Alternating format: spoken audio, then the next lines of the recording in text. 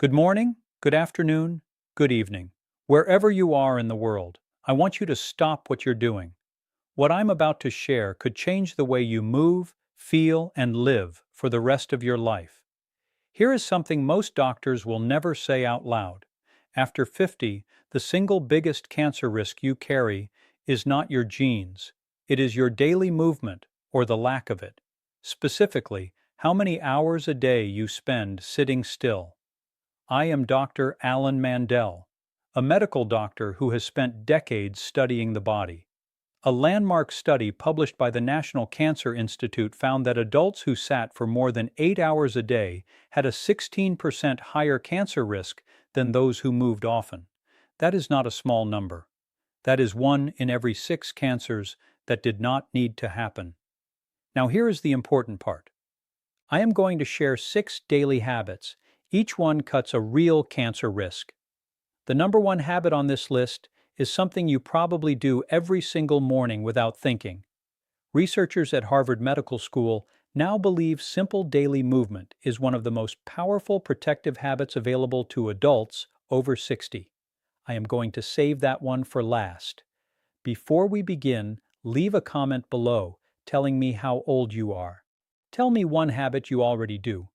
I read every single comment on this channel. Everyone. Body. 6 countdown items. Coming in at number 6, daily walking. Specifically, the kind of walking you can do in your living room. You have heard for years that seniors should move more, yet almost no one has told you the exact number. Now here is the important part. A study from the National Cancer Institute found that adults who reached 7,000 steps a day had an 11% lower cancer risk than those who reached 5,000. At 9,000 steps, the risk dropped by 16%. Researchers studying 10 or more MET hours a week of activity found a 27% drop in cancer death risk. That means gentle, regular movement changes the biology of your cells. But here is what walking also does that almost nobody talks about. It lowers the fuel your cancer cells eat. Specifically, it lowers blood sugar and it lowers insulin.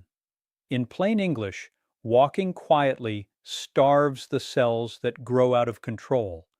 Let me tell you about a patient I will call Marjorie, age 71, from Sarasota, Florida. She sat in her recliner for 6 hours every afternoon. Her knees hurt. Her blood sugar ran high. 11 weeks after walking 20 minutes after lunch and after dinner, her blood sugar came down. Her knee pain eased.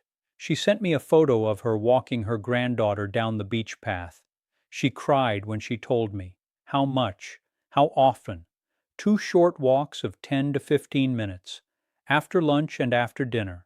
Comfortable shoes. Inside your home if the weather is bad. Stop if your chest hurts. Specifically, more is not better. Consistent is better. But wait. Because coming up at number 5, we have something even more surprising. What you pour into your coffee. Coming in at number 5, green tea. Specifically, the gentle kind you brew at home. You have heard that coffee is good for you. That is true in some ways. But here is what most doctors never say out loud. The tea drinkers of Japan and China have a long history researchers have been quietly studying for 90 years. A study from the Japanese National Cancer Center surveyed 8,500 adults over a decade. Those who drank 5 or more cups of green tea a day had lower rates of several common cancers. A separate review in the journal Nutrients reported that green tea drinkers showed lower breast, prostate, and colorectal cancer rates. Now here is the important part. Think of green tea like a quiet gardener in your body. Inside green tea is a compound named EGCG. In plain English, EGCG tells the bad cells to stop growing and tells the good cells to keep watching. But here is what green tea also does that almost nobody talks about. Specifically, it quiets the swelling inside your body. In plain English, aging is partly caused by constant tiny fires of swelling. Green tea puts out those tiny fires, Let me tell you about a patient I will call Henry, age 74 from Portland, Oregon. He drank 2 mugs of green tea every morning for 90 days. He told me his afternoon joint stiffness eased. His wife hugged me in the office and said, "He moves like our old Henry again." He started gardening again on Saturdays. How to brew it: 1 teaspoon of loose green tea, or 1 bag, hot but not boiling water, steep 2 to 3 minutes. Do not microwave it. Do not add sugar. Specifically, do not drink it on an empty stomach if you have a sensitive belly. But wait, because coming up at number 4, we have something your bones and your cancer risk share. Coming in at number 4, gentle midday sunlight. Specifically, 10 to 15 minutes on your arms and face. Most physicians would never admit this to their patients. Your doctor may test your vitamin D. You may have been told it is low. You may have been handed a pill. But here is what the science says the quiet sun on your skin does for cancer risk. A study published in JAMA Network Open, led by researchers at Brigham and Women's Hospital, found that adults taking vitamin D had a 17% lower risk of advanced cancer. A separate analysis in the American Journal of Clinical Nutrition also reported lower cancer death rates in adults with healthier vitamin D levels. Now, here is the important part. Think of vitamin D like a building inspector inside your body. It walks by every cell. It checks the structure. It removes the cells that look unsafe. In plain English, sunlight helps your body find dangerous cells and clear them out before they grow. But here is what sunlight also does that almost nobody talks about. Specifically, it keeps your immune system calm and sharp. In plain English, your immune system needs vitamin D to recognize threats. Let me tell you about a patient I will call Doris, age 68, from Cincinnati, Ohio. She never went outside unless she had to. After 8 weeks of a 10-minute morning walk in her backyard, her blood level of vitamin D rose. Her doctor reduced 2 of her pills. She called me and said, "I have my mornings back." How to do it: 10 to 15 minutes, sun on your arms and face, mid-morning. Do not burn. Do not use tanning beds. Inside your window does not count, since glass blocks the rays. But wait, because coming up at number 3, we have something your plate of food can do. Coming in at number 3, real food fiber. Specifically, the kind that moves through your body and protects your colon every single day. You have heard that fiber helps you go to the bathroom. That is the smallest benefit. Here is what most doctors never say out loud. Fiber is one of the most studied cancer shields available to seniors, and most of us eat less than half what we need. A study published in The Lancet, looking at more than 4,000 colon cancer patients, found that every 10 grams of daily fiber was linked to a 7% lower risk of colorectal cancer. Separately, the American Institute for Cancer Research reviewed decades of research and confirmed that fiber from whole grains lowers colon cancer risk. Now, here is the important part. Think of fiber like a soft broom inside your colon. It sweeps waste out before waste can hurt the colon wall. In plain English, the more fiber you eat, the less time the bad stuff sits inside you. But here is what fiber also does that almost nobody talks about. Specifically, your gut bugs eat fiber and turn it into butyrate. In plain English, butyrate is a compound that protects your colon cells from becoming cancer cells. Let me tell you about a patient I will call Walter, age 78, from Norfolk, Virginia. He ate white bread, white rice, and very few vegetables. After 8 weeks of slow changes, his bathroom habits were regular, his stomach felt lighter, and his colonoscopy at year 1 was clean. His nurse printed the report on pink paper so he could show his wife. He mailed me a thank you card. How to do it: aim for at least 25 to 30 grams of fiber a day, 2 cups of vegetables, 2 servings of whole grains, 1 serving of beans. Add fiber slowly. Drink an extra glass of water each day. Specifically, do not start with a giant bowl of beans. Your belly needs time. But wait, because coming up at number 2, we have the single biggest cancer shield in your kitchen. Coming in at number 2, Extra virgin olive oil, specifically the kind you pour cold on warm food. You have been told for 60 years to use less fat. I am here to tell you, with the full weight of current nutritional science behind me, that one specific fat is one of the most studied cancer shields on Earth. This guidance, especially for seniors, was missing from your doctor's advice for decades. A landmark study called Pre-Dimmed, published in JAMA Internal Medicine, followed thousands of Spanish adults for years. Those using extra virgin olive oil had a 62% lower risk of breast cancer.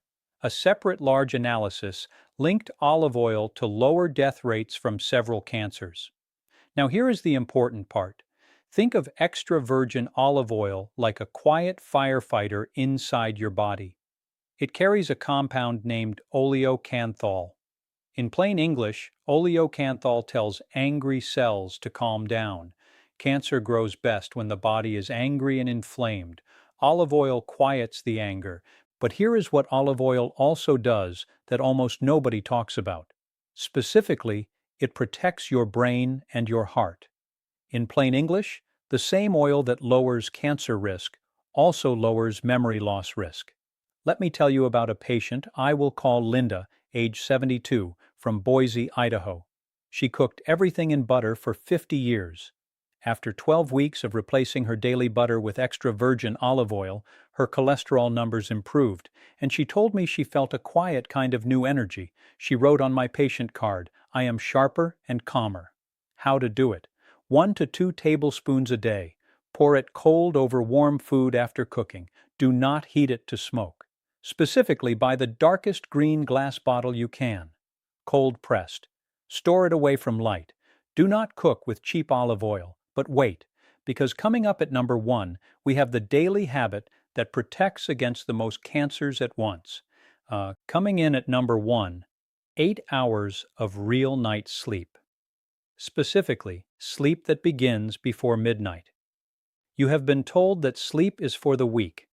I am here to tell you, with the full weight of current sleep science behind me, that poor sleep is one of the most damaging cancer habits of the modern century. This advice was almost never spoken out loud for seniors. A study published in the International Journal of Cancer analyzed sleep duration across populations. Short sleepers under 5 hours had a meaningfully higher risk of cancer and cancer death.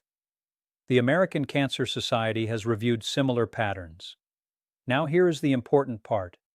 Think of sleep like a silent repair crew inside your body.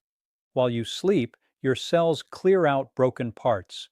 They rebuild the immune system. They clean the brain. In plain English, sleep is when your body hunts down cells that should not be there.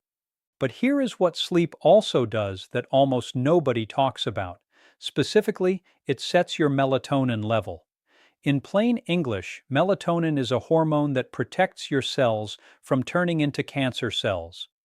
Light at night lowers your melatonin. That is why bright bedrooms are risky. Let me tell you about a patient I will call Jim, age 76, from Athens, Georgia. He watched television until 2 in the morning every night. He slept 5 hours. After 9 weeks of a simple change, lights out at 10, no screens after 9, bed cool and dark, his blood pressure came down, and his wife told me he smiled more. He came back at month 4 with a quiet thank you handshake. How to do it? In bed by 10 at night, 8 hours reserved for sleep, cool room, dark room, phone in another room. Specifically, no coffee after noon, no large meals after 8. Stop reading the news in bed. If this information has already opened your eyes to something you did not know, hit the like button right now. It tells YouTube to share this with more seniors who need it. Subscribe right now. Every week I bring you clinically grounded, practical health information designed specifically for adults who want to live stronger, longer, and on their own terms. Tell me in the comments, which of these 6 habits are you going to try first? Tell me what your body has been feeling. Tell me your story, because this channel exists for you, not in the abstract, but for you specifically. So here is what we covered today: walking after meals, green tea, gentle sunlight, real food fiber, extra virgin olive oil, and 8 dark hours of sleep. You were not built to become a passenger in your own life. You were not meant to watch from a recliner while the world moves past you. That is not the destiny written into your biology. That is a consequence of information never given to you. Today we gave it to you. Take it, use it, live like the rest of your life matters, because it does.